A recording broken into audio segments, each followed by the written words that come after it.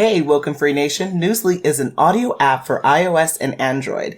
It picks up web articles about the most trending topics on the web at any given moment and reads them to you in a natural human voice. For the first time in the history of the internet, the entire web becomes listenable. Browse articles from topics you choose and start playing. Stop scrolling, start listening. You can follow any topic as specific as you like, from sports, science to Bitcoin, or even one of your favorite celebrities. It will find you the latest articles and read them to you aloud. And they have podcasts as well. Explore trending podcasts from over 50 countries. Our podcast, WokeNFree, is there too. Now let's get into the episode.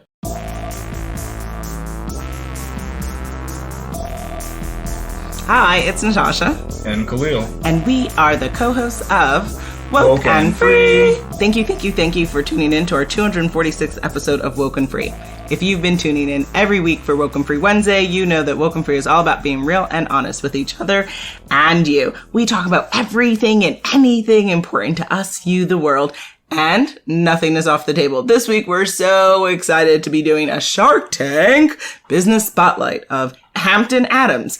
Now, before we dive deep into the subject, a couple of things to go over, and you do not want to miss any part of this episode. So first, have you gone to WokeNFree.com to download this episode through the Podbean app? If you haven't, please do so immediately, because that's how you're able to join the conversation. And if you want to share questions or share your insights about the product, you got to have the app to be able to do that. So now, if you listen to podcasts on a device that, for whatever the reason, you can't get new apps on it, then don't worry. You can go to WokeNFree.com, go on the Listen tab, and then you can pick your platform of choice where you want to follow and subscribe to. So dealer's choice when it comes to iTunes, TuneIn, Stitcher, Google Play. Please subscribe to our YouTube channel, SoundCloud, iHeartRadio, Spotify, Pandora. It's a WokeNFree world. So plenty of places to follow and subscribe. You can also click the subscribe button to follow the show on WokeNFree.com through the Podbean app. And then when it comes to social, you can always holler on Facebook, Instagram, Twitter, YouTube, TikTok, Pinterest, and LinkedIn at WokeNFree. And then if you have 90 seconds, we'd love for you to give us a review of the show. How is this feeding into you? What are topics that have been most meaningful for you? What are things you'd like to hear? Please, definitely make sure you do that. And then, of course, on our Contact Us page, you can always connect with us and share your thoughts there. So with that, I think it makes most sense, before jumping into the conversation, to learn more about our amazing Shark Tank appearance guest, which is Seneca Hampton. He is an entrepreneur with multiple 7 to 8 figure businesses, from e-commerce to logistics, consulting, and speaking. He's responsible for over $250 million in sales and has touched over 5,000 products in over 20 different categories. With over 10 years of digital marketing, sales, and business operations experience, he knows a thing or two about how to build from idea to multi-million-dollar success.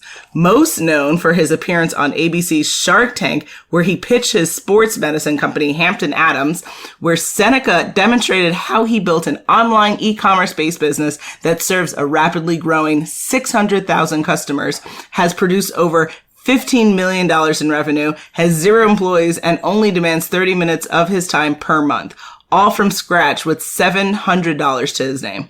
Growing up as one of the youngest of 8 children in the low-income household, Seneca learned the value of hard work and perseverance from his parents, who overcame addiction, violence, and racism to push their family into the lower middle-class status.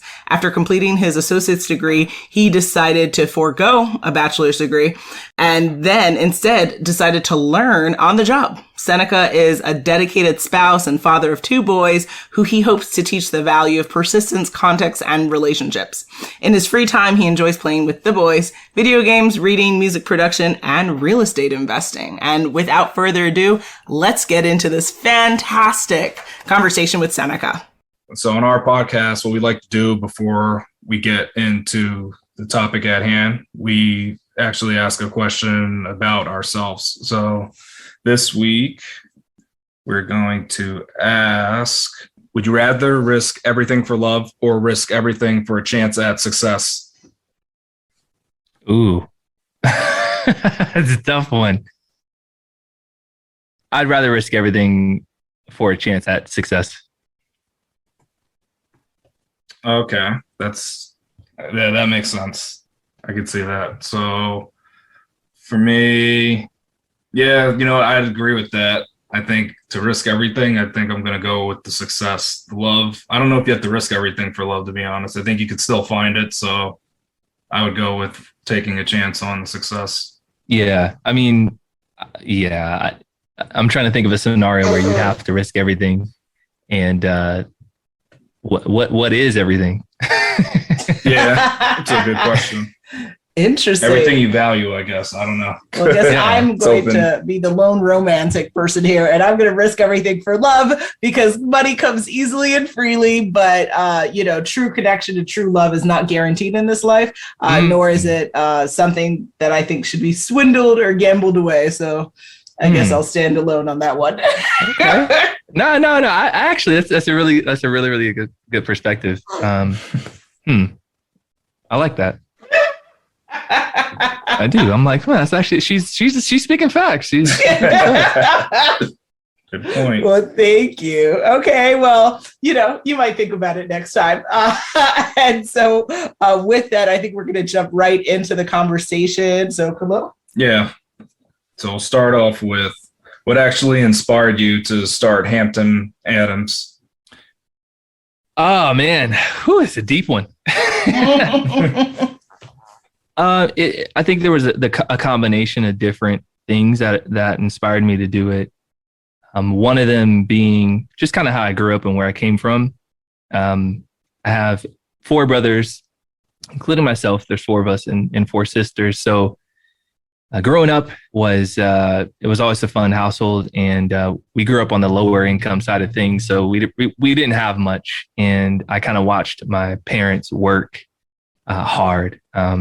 They beat addiction. They didn't have their degrees. I saw them go back to school, get their degrees.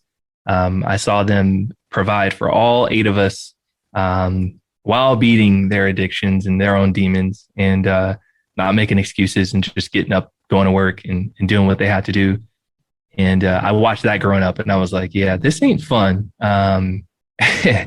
And I also saw the hard work that they put in. So I saw what it would take, but I knew I wanted something different. So growing up, I was the lazy one out of all 8 of us. My parents we'd go grocery shopping, we'd come home, and I'd be the kid putting the groceries on a skateboard, pushing it in the house, and they're like, pick those up.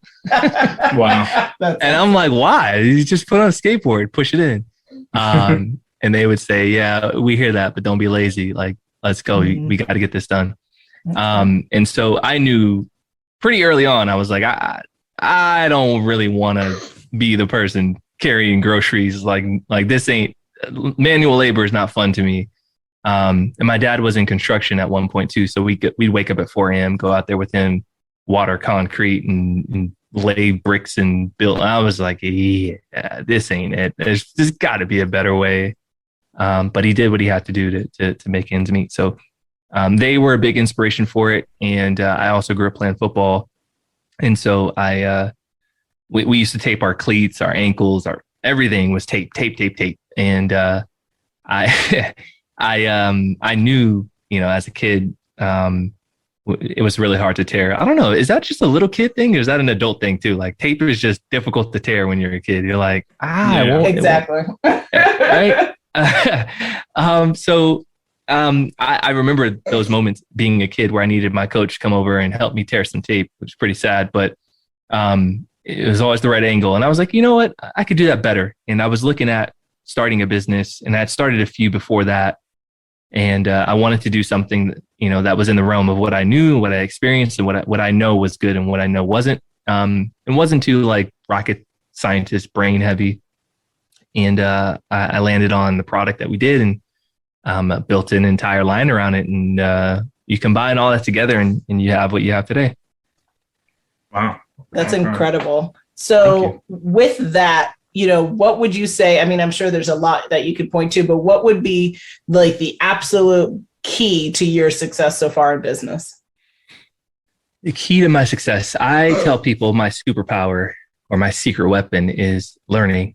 I never stop.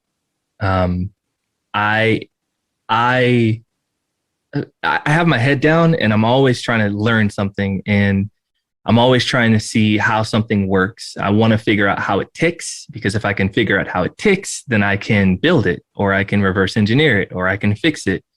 And so I would say the biggest key to my success is just you never stop learning. Life, I think, you know, I don't want to stand on a soapbox, but one of the things that I've noticed is, you know, you go to school and you do your homework, you know, you don't want to do it, but you do it. You go to high school, you do homework, you don't want to do it. You go to college, do your homework, you don't want to do it. No one likes homework, right? But the principle of doing it is for you to study what you're doing. And so we get out of school, we get our job, and we stop and we just do our job and do what we want. But that principle of studying, like, that's supposed to go with you everywhere you go. So you get a job in whatever industry you're in, well, that studying skill continues at your job in your industry, right? You go home and there's your homework, right? There's articles written about it. There's videos about it. There's podcasts about it. And you just try to become, you know, the most knowledgeable and the most, you know, the hardest working at your job to get the good grade, and grade equals pay now. Absolutely. Okay. Now, since you were on Shark Tank, could you actually talk about that experience and what's like the greatest thing you learned about pitching your business on the show? Yeah, that was a very, very unique experience. So while I was preparing for Shark Tank, I was actually starting a different business, and that business required me to be at a meeting online for 10 hours during the day. But during that same time, I was doing a bunch of preparation. Wow. And so I'm talking to producers and like, there's a lot of stuff that you're doing in the background. And by the way, Shark Tank is like Fight Club, right? You don't talk about Fight Club. So I could talk to you about what was on the show, but I can't tell people kind of about the behind the scenes and all that stuff. But that's understandable. I can tell you my journey on what was going on with me. Yeah. I had a separate business I was working on, and that business was about to launch a week. I would say like a week after I would do Shark Tank. And so up to that point, I had to jump into these meetings. It was 6 days straight, 10 hours a day. And then you literally the next week start this company, kickstart it, get it going, get it rolling. And so I'm preparing for Shark Tank. I'm working with designers to create the set. I'm ordering all the product. I'm getting my props, I'm getting all the stuff together. I'm doing pitches and rehearsing and all that, all while hiring people for the second business. I'm filling out like paperwork and licenses for this other company. I'm listening, getting payroll set up and insurance and all this stuff. So I'm like juggling a bunch of stuff. And the day before I was supposed to be on set, I get a call and they go, "Hey, where are you?" I'm like, "What do you mean?" They're like, "You're supposed to be here." I'm like, wait, what? And I'm in a whole different state. I'm like, I thought that was like tomorrow. They're like, no, today. I'm like, oh, snap. So my plane is delayed 4 hours as I'm literally like, okay, I'm on my way. So I'm like hopping on my plane. I could be there in a couple hours. The plane's delayed an additional 4 hours. So I'm like sweating bullets at this point. And I hop on the plane. I get to California. I drive home. I grab everything that I need to grab. I hop in the car and I'm driving all the way to LA. And I get there, everybody's asleep. And luckily there's one person up waiting for me. And they're like, "Hey, I'm grateful you made it. We got to get you going." So I go to sleep, wake up at 5 a.m. and the day starts. And then right after the show, I hop back the same day. I drive home, I put all my stuff away, hop back on a plane, head back out of state. And the next day, the new business starts. So all of that was surrounding the filming of Shark Tank. That's incredible. To be working on two businesses. I mean, wow. Okay. Yeah, that's definitely rough. It was stressful. It was Woo. It was a fun time though, because it kind of stretched me to my limits a little bit. And I it was good. It was invigorating. It was exciting. It was I think it probably helped too, because people tell me, they're like, you look so confident and calm on the show. And part of it was like, I'm tired. Definitely. Yeah. I don't have the energy to be nervous right now. Yeah, that makes a lot of sense. Would you say that has been like your biggest obstacle in business to date, like being in that space of, moving forward with one, launching another, and then trying to, wrangle Shark Tank in the middle of all that? No. I would say biggest obstacle in business, biggest obstacle in business has been probably just scaling. So Shark Tank, it's a show, so they got to put on a show for the audience. But the part that they didn't talk about was the business is growing 100 to 300% a year. And so when you look at that kind of growth and you look at the margin on that growth, you quickly go, okay, you're growing much faster than you were profiting, right? And it's almost like a software company, right? A software company, they're getting users, right? They're getting subscriptions, but the speed at which they need to grow is it costs more than they're making. So they have to basically get all these investors, right? Series A, B, C, D, etc. And so for me, the biggest challenge has been growing a business to a point where you now are hitting this level where it's like, okay, you need to go and get investors. Well, I mean, I don't want investors. I don't. I want to keep this at, one man show. But my wife signs me up and she goes, "You're gonna go on Shark Tank." I'm like, "What?" She goes, "You're gonna go on Shark Tank." I'm like, "Okay, yeah." And then I get contacted and I'm like, "Okay, well, I guess I'm going on Shark Tank. Well, we're gonna make this happen." And I go on there and I'm like, "Okay, this is literally the next level that things have to go to for this company to continue to grow, or I need to sell it." So going on the show, I already had been entertaining the thought of selling the business. Like that wasn't a new revelation. It was already, I'd already talked to companies about buying it. And I was like, you know what? Maybe I can get this thing to be bigger. And it having my name and my parents' name and it just meant a lot. So I was like, you know what? I want to make this bigger for them. So let me see if I can bite this bullet and try to get some investors and what investors, better to have than those on the Shark Tank. So I was like, all right, let's give it a shot. And when I got on there and the conversation was, very, very long, but it was cut to 10 minutes and we all were coming to the same conclusion after our very, very long conversation. Which was amazing, by the way. They're super nice. They're really, really cool. They make Mr. Wonderful look like he's, a shark. And that dude's nice, man. Like, really? Oh, yeah, okay. like his deal he gave, there's context missing from it. That was cut. So I can't really speak to it, but it wasn't as sharky as they made it seem. It was actually like, it was actually it was nice. The numbers obviously didn't make sense. Okay. Yeah. But the context in which he gave it was actually very kind. Okay. So I know earlier you said your key to success was like educating yourself and people should always be learning. Now, do you suggest that people starting or growing their business, should they make education key to, or is there other things they should look into? Like, how would you advise them? Yeah. So I have so I'm actually working on, sounds crazy. Everybody's like, when's your book coming out? When's your book coming out? Your story is crazy. And I'm like, I'm not coming out with an autobiography for decades. Like I'm not done.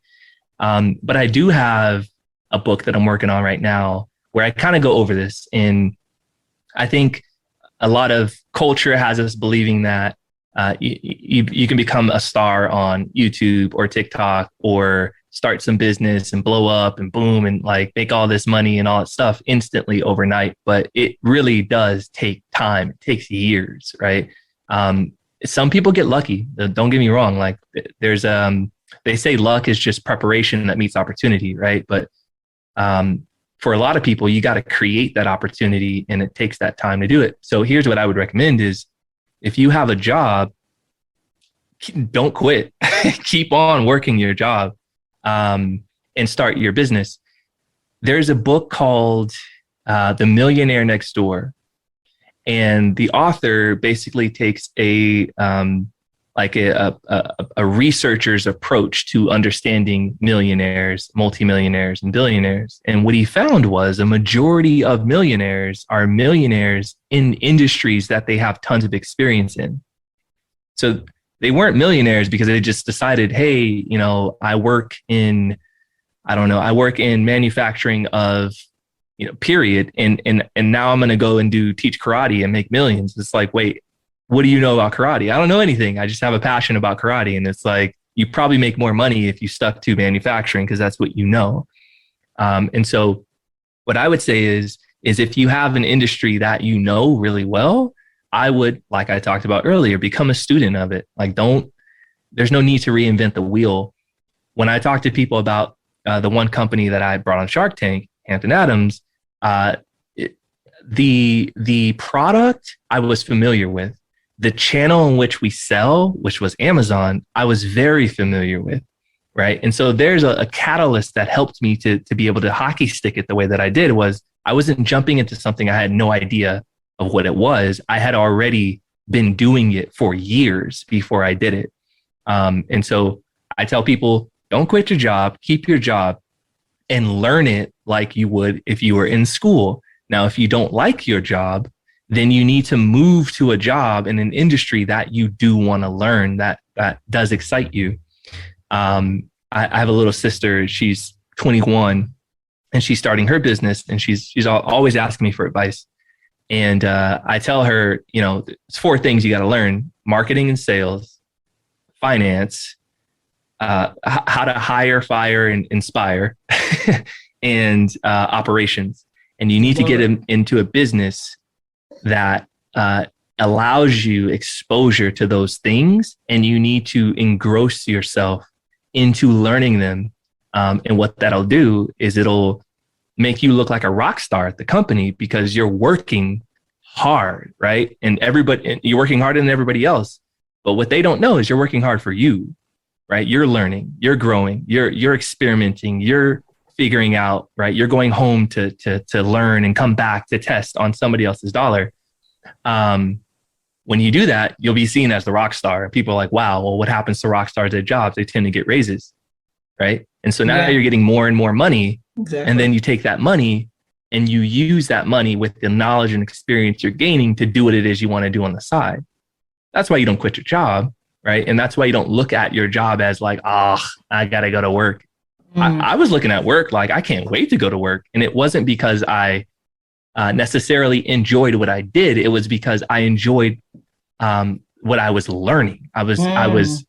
I worked like the company that I worked at was a light bulb company. They sold LED light bulbs. Who gets excited about LED? Like nobody gets excited about LED light bulbs. Yeah. Right. Like, yeah. Oh man, I can't wait to tell you about the Kelvin and the color of this light. It's so beautiful. Like, no, like that didn't inspire me. But what inspired me was, hold on, there's a sales channel that they're selling through that I have the opportunity to sit here and learn. And literally, hey, I volunteered left and right. Do you need help with X? Do you need help with Y? In their mind, they're like, great, we don't have to pay him more and he's going to help us with more work. In my mind, I'm like, you just paying me to learn how to do, like, I'm getting paid to learn this. So exactly. Yes, exactly. And that's what I meant by like learning. Like my secret weapon is learning. Is like, I value information and learning and experience more than I value the money, because it'll come.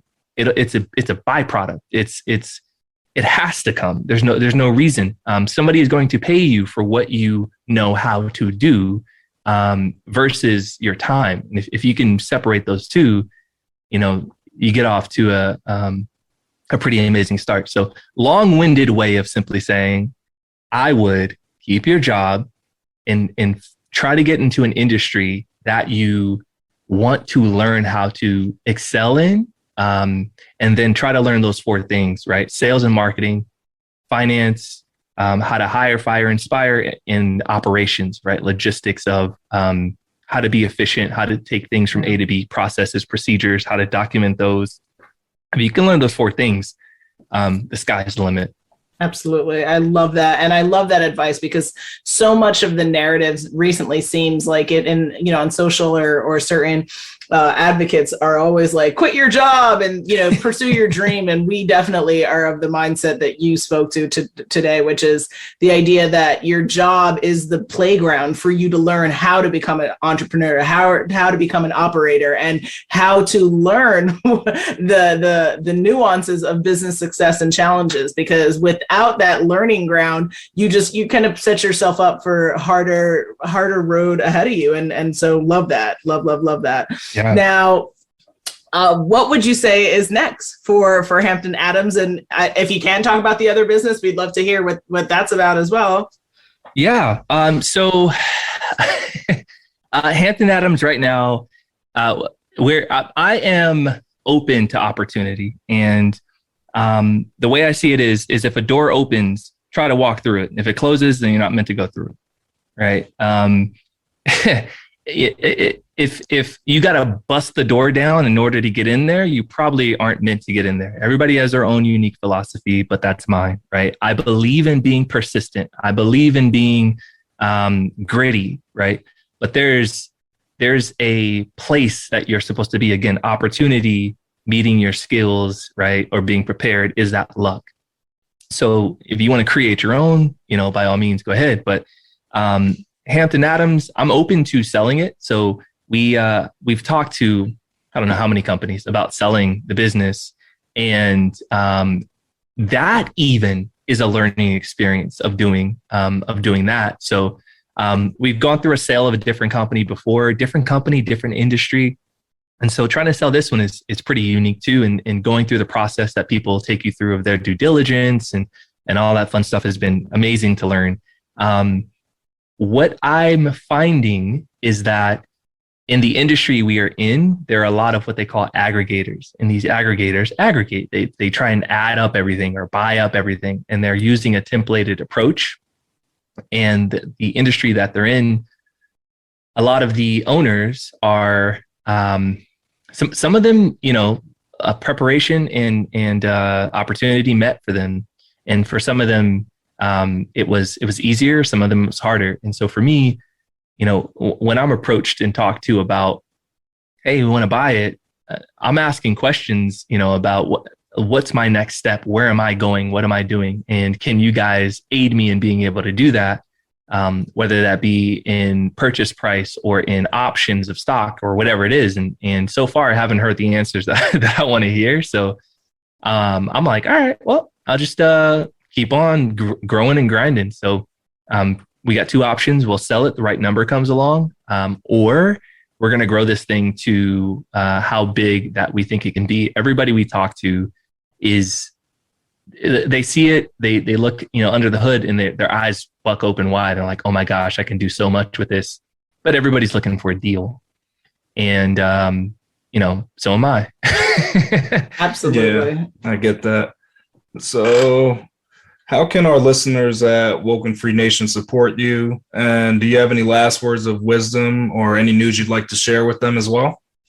Oh, yeah.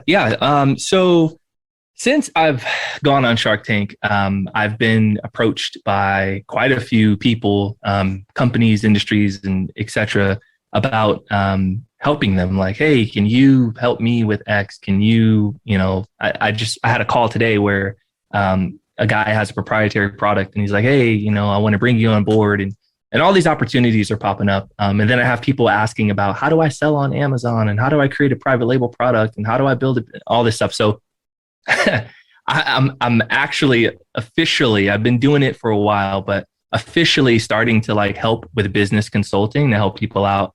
And in addition to just like starting a YouTube to just put out as much free information as I can to just help people on the way. So that's awesome. If people want to get a hold of me, just type my name in on YouTube, and hopefully the algorithm shows me some love when we pop up.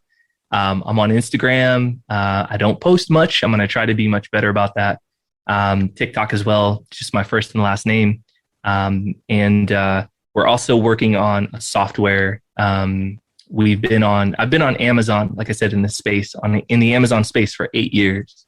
And so the company, that light bulb company that I worked at, here's the crazy thing. I worked there. I started off just doing the customer service. And I came from being a director of operations at a different company, but I changed my resume just to do customer service because I was like, I just want to do something brain numbingly simple right now, because that was really like taxing. And in the 3 years that I was there, I left and I was their vice president of marketing, and they were doing $60 million a year on Amazon, in addition to like 20 million direct to business. And so when I left there, I had a lot of experience and then growing my own brand on Amazon. So we're starting a software called Seller Mind. And what Seller Mind does is it basically takes all of the companies that I've consulted with, that I've helped, that I've worked at, all the products, and looks at the Amazon A9 algorithm, and actually will adjust your listings and products in a way that would get you optimized sales and also protect you from competitors. And so we kind of built this automated AI to do that. And so we're in the process now of launching that. So if people want to check that out, they're more than welcome to. That website is sellermind.com. And that is phenomenal. We definitely will share all the links, and definitely folks will have your bio. And we just want to say, just again, congrats on all your success. I think what you've accomplished is beyond amazing and truly, truly inspirational. And just we're so honored that you've come on here to share your story and to share your wisdom. And we can't thank you enough. Thank you so much. No, thank you guys so much. I really appreciate you guys giving me the opportunity to jump on. So thank you. Oh my goodness. What a fantastic conversation, right, Khalil? Definitely. It looks like we are at that time again. It is coming to the end of our 246th episode of Woke and Free. Lunatic. This was quite the episode, just doing a Shark Tank business spotlight of Hampton Adams with the founder Seneca, who we just can't get enough of. Now, Khalil, what do folks need to do now? They need to come back next week for the new Woke and Free Wednesday episode. Make sure you follow us on social media to follow along the conversation, and make sure you tune in next week for Woke and Free Wednesday to join the conversation at WokeNFree.com. If you want to be a guest to share your story about your business or your life journey, we are pretty packed up for 2022, which is incredible to say already. But again, we are always on the hunt for new guests, especially if not the end of this year, coming into 2023. So hit us up on our contact us page at WokeNFree.com. That's WokenFree.com. For social, always find us on Facebook, Instagram, Twitter, YouTube, TikTok, Pinterest, LinkedIn at Woken Free. And then for all sponsorship or collaboration ideas, you can hit us up on our contact us page at WokenFree.com. If you didn't already subscribe, please do share the episode and make sure you come back to join the conversation every Wednesday for Woken Free Wednesdays. Remember, Woken Free is more than a podcast. It is a way of life. Until next time.